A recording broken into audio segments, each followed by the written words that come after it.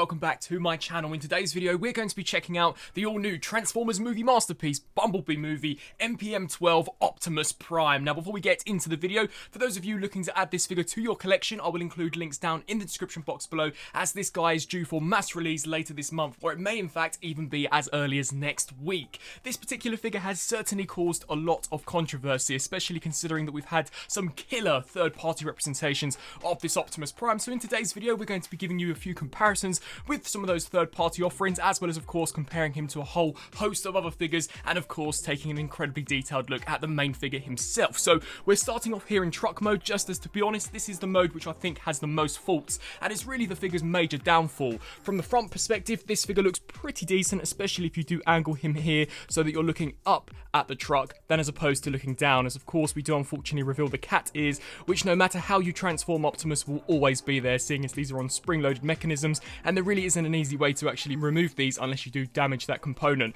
But the paintwork and the detail here looks fantastic. You can see we've got a really nice darken fade applied to the grille in order to give you that authentic weather detail. I think the sculpt work looks fantastic, as so does the transparent blue plastic that we've got here for the windscreen. The window wipers all sculpted and painted incredibly well, and even here from the side you can see some nice white detailing, Autobot insignias, as well as some of that same transparent blue plastic. But really and truly, that is the only good aspect of the figure, is when we turn him to the side, this is where some of the major problems do lay with this figure. You can see that he's got so many gaps. This entire cab should be completely filled out in one cubed box. Instead, we've got a huge gap here which comes off at an angle due to this shoulder pad, which looks ridiculous. The cat ears also do not look the best here at the top. You can see here from the back, this is just a complete mess. Now granted, I personally don't think that any of the third-party figures have managed to get the back of Optimus spot on, but the Studio Series version, which we'll bring out for a comparison in just a second, I think is a lot better as far as this cleans up. You can see that we've got the feet here clearly displayed, which look ugly. We've got the shins clearly displayed, and we've got so many different gaps, which honestly just looks atrocious. Even here from a back perspective,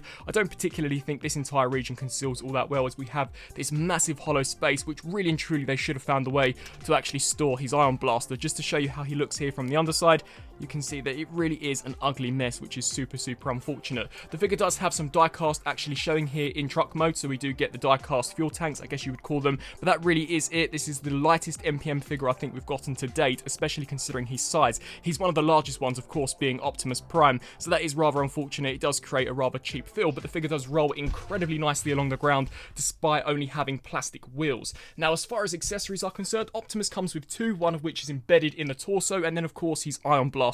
Now, for robot mode, it is of course extended, and the detail and sculpt looks pretty decent. It has, however, just been cast out of black plastic, so no type of dry brushing applied in order to give it a weathered appearance, but I think the sculpt is pretty decent. For truck mode, it does conceal. This tab does peg here into this slot, and of course you can spin around here to the back, utilize these two tabs, which will peg into two slots, and that is your weapon storage for Optimus in truck mode, which, to be honest, I think looks ridiculous. Really stupid, and as mentioned, it definitely should have stored away in there. As far as some of the other implementation is concerned, this guy is in fact actually compatible with MP-44 Optimus Prime's trailer, so I guess this figure gets some use out of this ridiculous trailer, which really made the MP-44 Optimus incredibly inflated in terms of price, and this looks pretty accurate to how we saw Prime towards the end of the Bumblebee movie. Of course, the trailer didn't have the Autobot insignia, but we still had the white stripe, and that's a really nice feature in my opinion. I think he looks awesome. Unfortunately, you can't use the MP10 trailer due to it only being specifically designed for this type of square peg instead of the two pegs that I believe the MP10 version has. Just to give you a look at that, you can see it is merely just the slot that this does peg into. As far as some other comparisons go, here we've got the MPM-12 compared next to the Studio Series version, and call me crazy, but I actually think the Voyager version does the truck mode a lot better when in comparison to this MP version.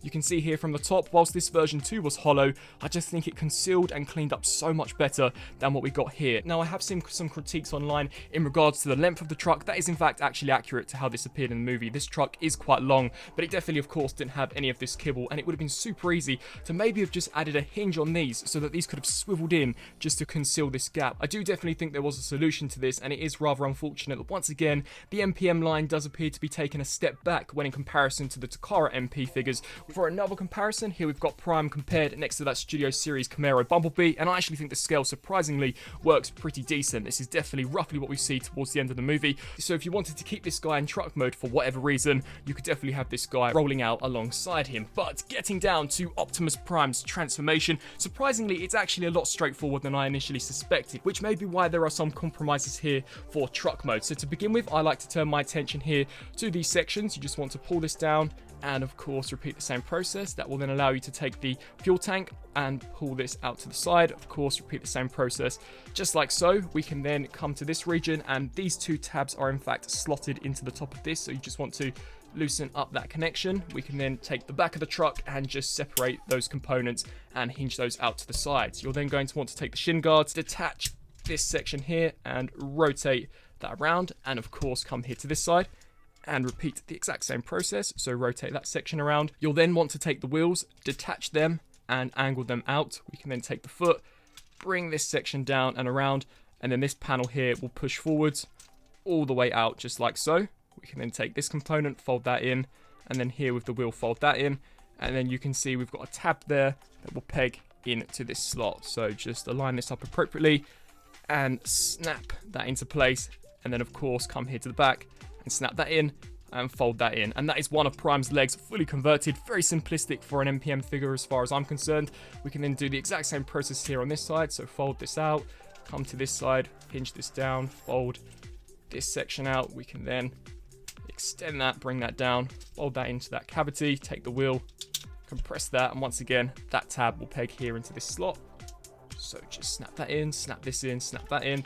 And then here, finally, for the rear of the foot, you're going to want to angle this in and then snap that along the side, and of course repeat the same process. And that is essentially the entire lower half of Prime fully transformed. So we'll move the camera up and of course focus on the top. Now this area of conversion is surprisingly vaguely familiar. We have some steps which are directly taken from the Studio Series 38 Optimus Prime, and then we also have some which I personally believe are a carryover from that old Age of Extinction Evasion Mode Prime. So to begin with, you're going to want to come here to this side and just snap that up, port that in there. Of course, come to this region and repeat the exact same process. You'll then want to take this piece, disengage that and extend this down. We can then come to the front of the grille and you're just going to want to loosen that up. Come here to this side and of course loosen that section up. And when you actually do that, it will also disengage the tabs which are being pegged in via the wheels. So you'll just disengage all of that. What we can then do is come here to the top, and much like the Studio Series 38 version, you're going to want to collapse this panel in, take this here and compress that into the top. Direct carryover. We can then take that, fold that up, take this section, of course, repeat the exact same process, just folding everything up accordingly. Now you'll want to disengage this tab from this slot, so just snap that out and repeat the same process. And then you're just going to want to wriggle this entire component out and straighten that section. And of course, repeat the exact same process on this side. So just bring that out. We can then rotate here at the bicep.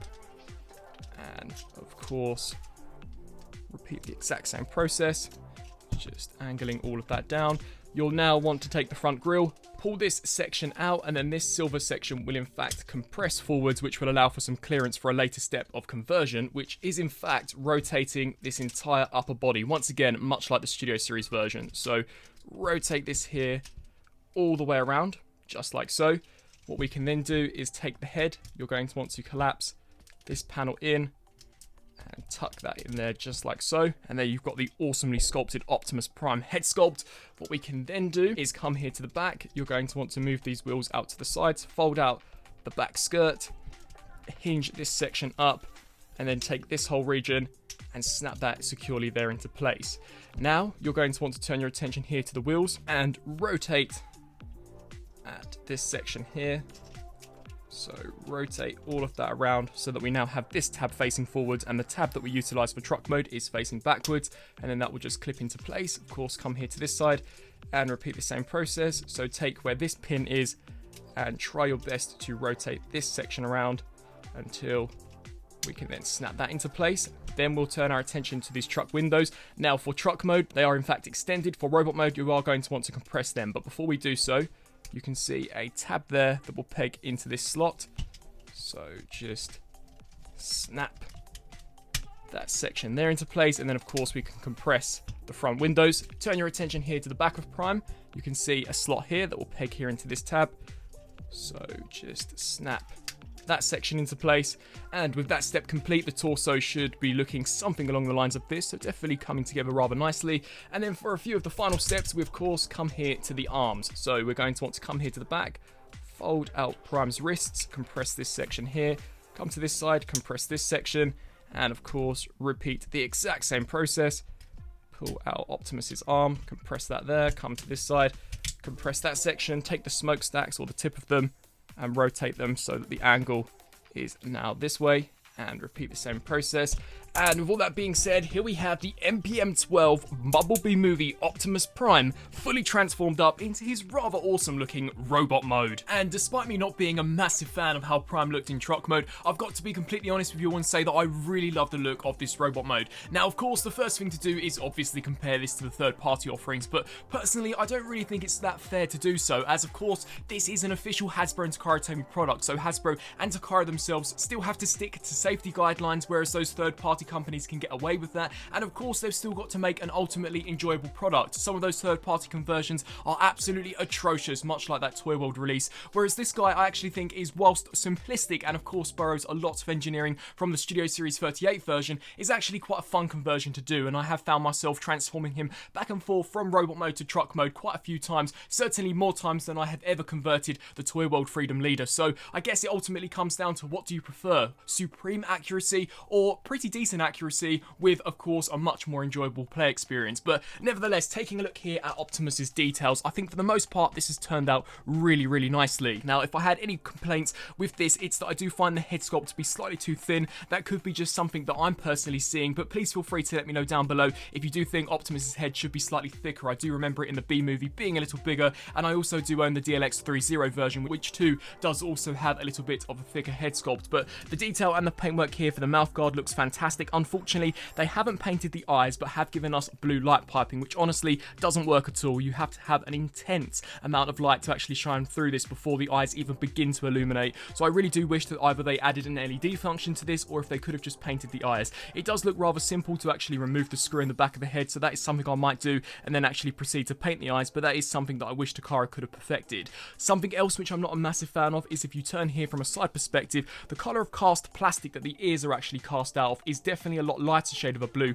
when in comparison to the hard blue plastic that we get here for the helmet. Now this is down to these being separate pieces, and I guess they had to make these rubbery in order to adhere to safety guidelines. I personally would much rather a complete sculpt so that these would have been the same colour of blue as we got here for the helmet, so that too is also something unfortunate, something which paint could more than likely remedy, but still this here is definitely not an issue that we should be seeing from the Masterpiece line. But you can see the sculpt and paintwork does look pretty decent, but as we turn here down to the lower section and the torso of the figure, this is where I think he truly shines. I absolutely love the entire way that the windows look. You can see some of that Cybertronian tech detailing that we actually saw in the movie, which is such a nice attention to detail. You can see here for the arms, I think these two have turned out impeccably well. Really nice looking paintwork here. You can see for the biceps, these two all look really awesome. I would have liked the screws to perhaps have been facing inwards, but that's just a minor critique. The arms for the most part I think look quite cool. If you turn to the back, of course, we have got some truck kibble, but that's not a massive deal in my opinion. And the fingers and the sculpt on these two do also look pretty decent. You can see here from the side of Prime, they've completely filled this out, utilising the back of the wheels,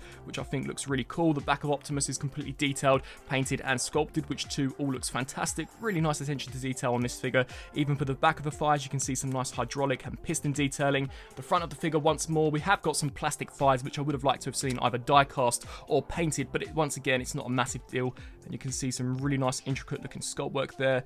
Awesome paintwork here for the lower section as well as sculpt work, and I think the entire lower region of the figures turned out impeccably well. It's almost identical to what we saw in the film. So for the sculpt work, I think it's pretty much flawless. It is merely just the paint which I think falls short in some areas, but other than that I think he looks fantastic. Articulation wise, he can look up and down ever so slightly. It would have been awesome if they could have maybe given us a cutout on the back of the head or an extendable joint, so we could have got him looking up a lot further. He can tilt side to side slightly, although of course he can look left to right. We do get ratchet joints here out to the side, which can hinge to quite a good degree, and of course this is in fact on a spring-loaded gimmick, so will more than likely spring back into place, although you can see unfortunately it's not working the best right now. We do get a bicep rotation, an almost faux butterfly joint due to transformation, but it does actually become quite handy when we utilize the Matrix gimmick. We do get ratchet joints here at the elbows, a single joint, but however can bend to a fantastic degree. We also do get a full rotation here at the wrist. The fingers are rather unusual, so we get a ball joint here at the thumb, and traditionally with MPM figures, the index finger would be pointy.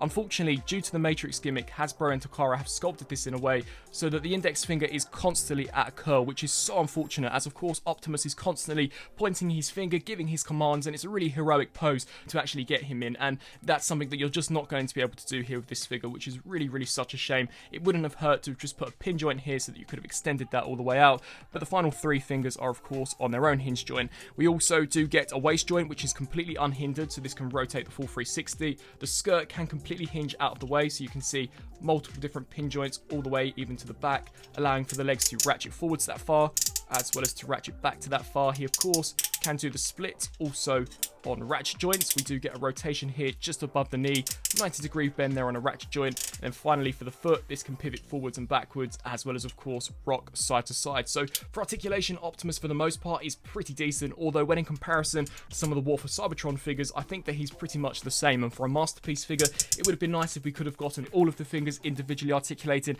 an ab crunch, and of course a much greater range of motion there for his head sculpt. So turning to some of the special features here for Optimus, unfortunately he doesn't possess any form of lights and sounds gimmick, but what he does actually have is an embedded matrix of leadership, which is Hasbro and Takara Tomy taking creative license, as we actually never see this version of Optimus on the silver screen with a matrix chamber, but it's something I'm really hoping to see in the upcoming Transformers 7 movie. So just to demonstrate that, you want to bring him in here for a closer look. We can then take these chest panels here, open them up, and it will in fact reveal some amazing interior detailing here on the actual inside of the windows, and of course here for the main chamber itself, and it really does look fantastic. Super nice attention to detail. The matrix is of course removable and is completely die cast, so you can see really nice sculpt work, really nice looking paint work, and is such a nice inclusion. And if this is actually the design that Paramount and of course the filmmakers use going forward for future movies, then this is really going to be a fantastic figure and may in fact be one of the best Optimuses that you can purchase for the next couple of movies. But just inserting that back in, I think that is so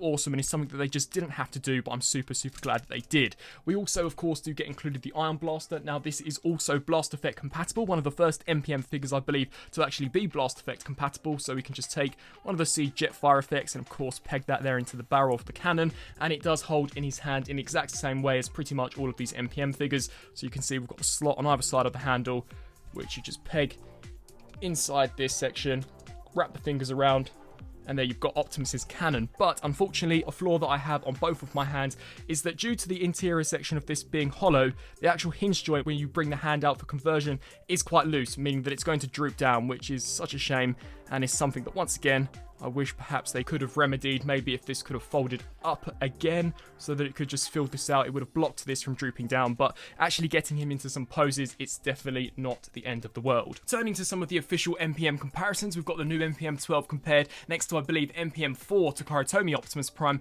and you can see that they are pretty much exactly the same as far as height is concerned, although the Michael Bay version of Optimus is significantly heavier. Now that is due to him having more parts count, as of course it's a more complex design, and it's also down to him actually possessing more die-cast. That version of Optimus had a die-cast chest unit as well as die-cast feet, whereas here with the new MPM-12 version, it is merely just those gas canisters that we saw in truck mode as well as the Matrix chamber. So it would have been awesome to have perhaps gotten some die-cast feet for this MPM-12, and for a Bumblebee movie MPM comparison, here we've got MPM-7, and I think the scale between both of these looks pretty decent. However, of course, that version of B is incredibly inaccurate and is actually a figure that I hope Takara bring out a 2.0 version of. I do, however, think that the Transcraft Beetle, aka another MPM version of Bumblebee, really does look awesome stacked up amongst this Optimus Prime. Maybe a little too big when in comparison to what we saw in the film, but certainly leaps and bounds more accurate when compared to the official Takara Tomy Bumblebee. And for the third party comparison that you've more than likely all been waiting for, here we've got Takara's MPM-12 compared next to Toy World's Freedom Leader. And to be honest, I won't comment on this particular comparison too much, as I'd rather you all make up your mind in which figure you do personally prefer.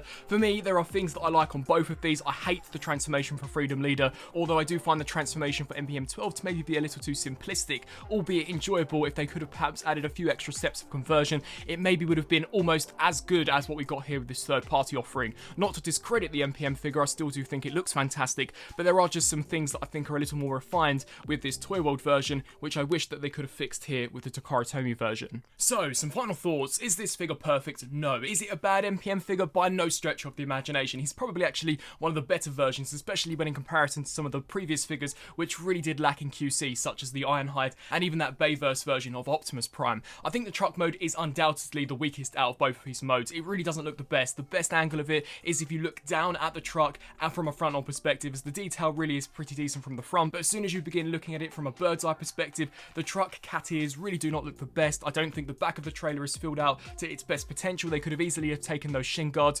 rotated them inwards so that it would have concealed that hollow space, and I still do not know why we are not getting rubber tires on MPM figures like we are seeing with some of the actual G1 figures from Takara Tomy. The transformation for a masterpiece figure is fairly simplistic, which is a pro and a con in some regards. It is vaguely familiar to what we got with the Studio Series 38 version, which some may find to be lazy, but that original Voyager was pretty accurate to what we saw in the movie, so it would make sense for Takara to just take that and of course amplify it into this version. I think for the most part the robot mode looks pretty spot on to the film. I'm not a huge fan of the mismatch of colour that we've got going on with the ears. This is a masterpiece figure, the most premium line that Hasbro and Takara are putting out, so we really shouldn't have inconsistencies with the colour, and I think as far as diecast is concerned, he should have had a little more, especially where the lower base of the feet is concerned. I think the Matrix gimmick is really awesome, looks fantastic, excellent detail, and it's nice to see them taking creative license just to make this figure slightly more visually appealing and of course enjoyable. I think the details for the torso, the arms and the legs have all turned out really well, and the articulation is adequate. It is very similar to what we get with the now standard War for Cybertron leader figures, so I do wish that they could have perhaps thrown in an ab crunch, fully individually articulated fingers, and a much better range of motion for the head, as of course we are paying a premium for this figure. But overall it is certainly one of the strongest MPM figures that we've gotten, and I am definitely very glad to add him to my collection. So I would love to know down in the comment section below on what you guys think of this movie masterpiece 12 Optimus Prime based on the Bumblebee solo movie. I thank you all so much for watching, and until my next review, I'll see you then. Thanks for watching.